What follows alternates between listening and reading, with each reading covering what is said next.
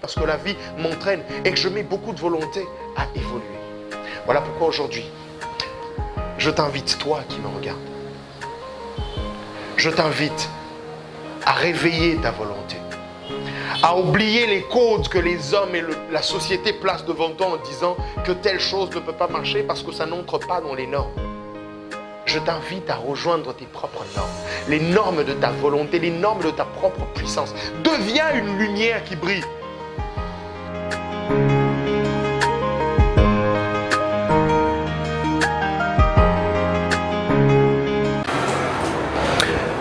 Bonjour et bienvenue à ce nouveau numéro de Joji Coaching. Comme d'habitude, je suis heureux de vous rencontrer au travers cette émission et de vous parler, de vous donner quelques conseils. Bref, aujourd'hui, c'est un sujet assez intéressant. En même temps, c'est un sujet pas lugubre, hein, c'est un sujet qui nous dérange toujours tous, le temps. Je vais vous raconter une petite histoire pour essayer d'illustrer au fait le temps. Pas le temps comme une constance temporelle, non. Je vais vous parler du temps en fait comme la chose qui nous contient et qui nous permet de faire ce que nous devons faire. D'accord ? Comprenez comme ça, je n'ai pas envie de donner des explications scientifiques plus élaborées. Je vais vous raconter une histoire. Donc, au fait, cette histoire, c'est une expérience personnelle. Un jour, je suis allé faire un tour dans un cimetière parce que je devais localiser où est-ce qu'on avait enterré ma grand-mère. Pendant que je cherchais, parce que ma grand-mère étant morte très, très longtemps, je devais donc fournir beaucoup d'efforts parce qu'il y avait entre-temps plusieurs personnes qui étaient mortes aussi et donc on avait enterré et je ne savais plus me retrouver. Je marchais donc dans les allées du cimetière, je regardais les noms, je lisais les noms, les dates de naissance et de mort sur les pierres tombales donc. Et pendant que j'ai avancé, j'ai commencé à réfléchir et j'ai constaté deux choses. La première des choses, c'est que c'était très silencieux. Et la deuxième des choses que j'ai constatées, c'est que il y avait là, sous terre, des hommes et des femmes de toute race et de tout âge. Vous imaginez? J'ai vu un homme né en 1991 et mort en 2018. C'était triste. Mais ce n'est pas la question de la tristesse, au fait, ici, qui me concerne. C'est la question du temps. J'ai commencé à me poser une question.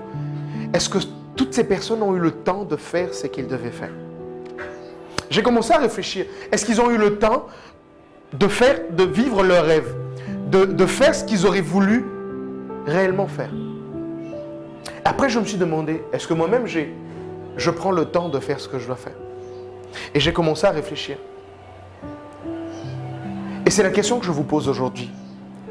Est-ce que vous avez le temps de faire ce que vous pouvez faire? Souvent, on se dit, non, j'ai pas le temps, je dois courir vers ceci, vers cela, j'aurai pas le temps de faire ça, je peux pas, il n'y a pas le temps, il n'y a pas le temps, il n'y a pas le temps. Ou en contrepartie, j'entends des gens qui disent, c'est normal, il a plus de temps, il est riche, il est milliardaire. Écoutez, le temps est le même pour tout le monde. On a tous 24 heures sur Terre. On se réveille le matin, on se couche le soir. On a tous le même nombre d'heures, le même nombre de minutes. Et ça passe pareil pour tout le monde.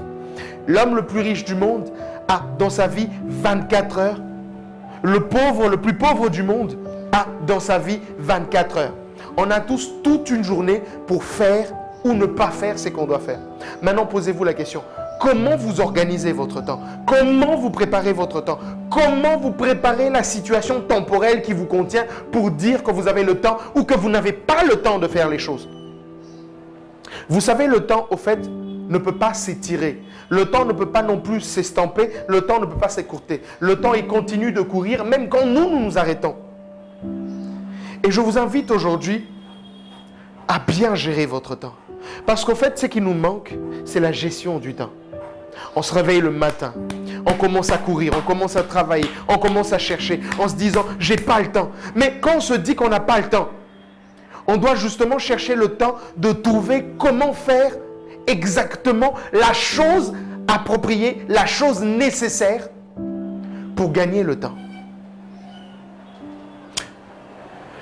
J.K. Rowling, pendant qu'elle écrivait Harry Potter, elle était obligée non pas seulement de s'occuper de sa petite fille, mais de trouver de quoi se nourrir elle et de nourrir sa petite fille parce qu'elle devait vivre des allocations sociales. Et à l'époque, elle ne gagnait que 60 sterling. Vous imaginez vivre avec 60 sterling la semaine avec un enfant et toutes les charges? On ne peut pas dire qu'elle avait le temps. Elle n'avait pas le temps entre les cours qu'elle devait donner, entre sa fille qu'elle devait encadrer et entre l'écriture qu'elle devait faire. Imaginez le calvaire de cette femme. Mais vous savez quoi? Aujourd'hui, c'est l'autrice ou l'auteuresse, ça dépend de comment vous voulez, la plus riche du monde. Parce qu'elle a compris, c'est pas qu'elle n'avait pas le temps, c'est qu'elle devait apprendre à gérer son temps. Apprenons à gérer notre temps. Réveillons-nous le matin et disons-nous, aujourd'hui, je veux faire telle chose. Je veux commencer à tel point et je veux m'arrêter à tel point, de sorte que de telle heure à telle heure, j'aurai accompli un cycle d'une activité. Parce que laissez-moi vous dire que le temps, il ne vous attend pas.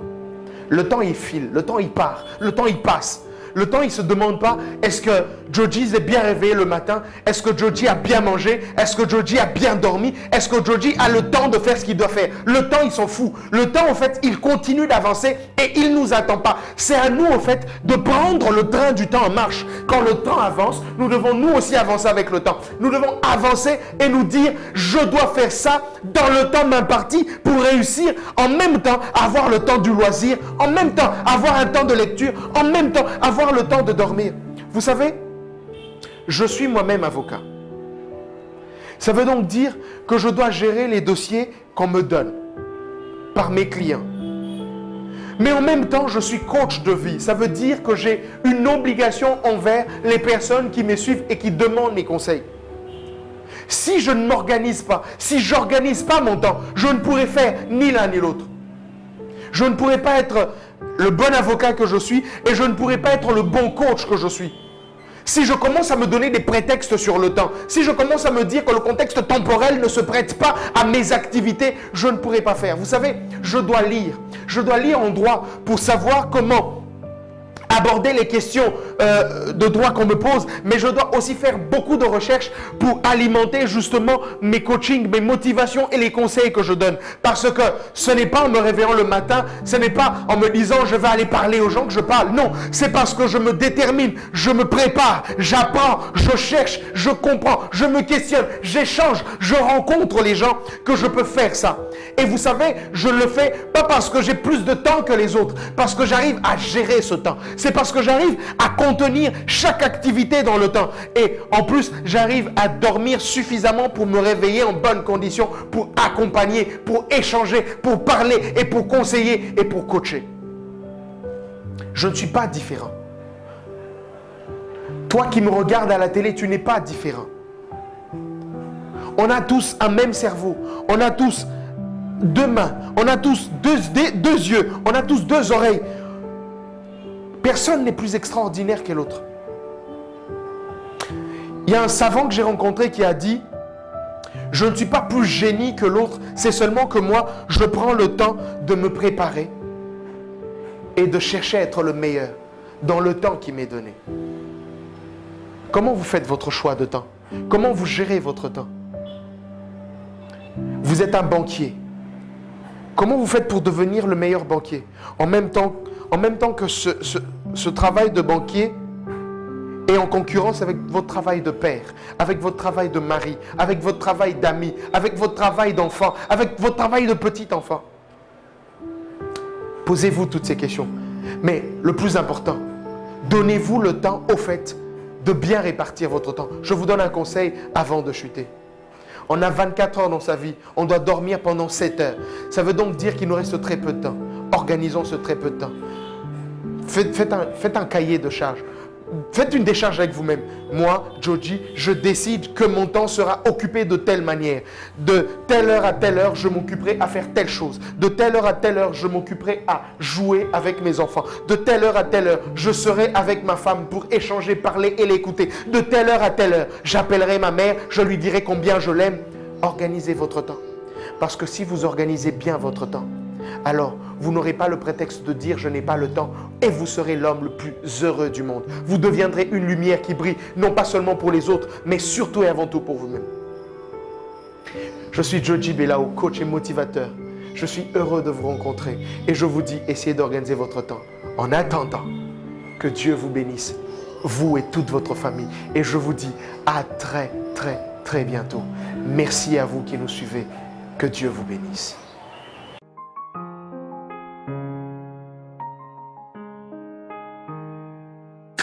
Parce que la vie m'entraîne et que je mets beaucoup de volonté à évoluer. Voilà pourquoi aujourd'hui, je t'invite, toi qui me regardes, je t'invite à réveiller ta volonté, à oublier les codes que les hommes et la société placent devant toi en disant que telle chose ne peut pas marcher parce que ça n'entre pas dans les normes. Je t'invite à rejoindre tes propres normes, les normes de ta volonté, les normes de ta propre puissance. Deviens une lumière qui brille.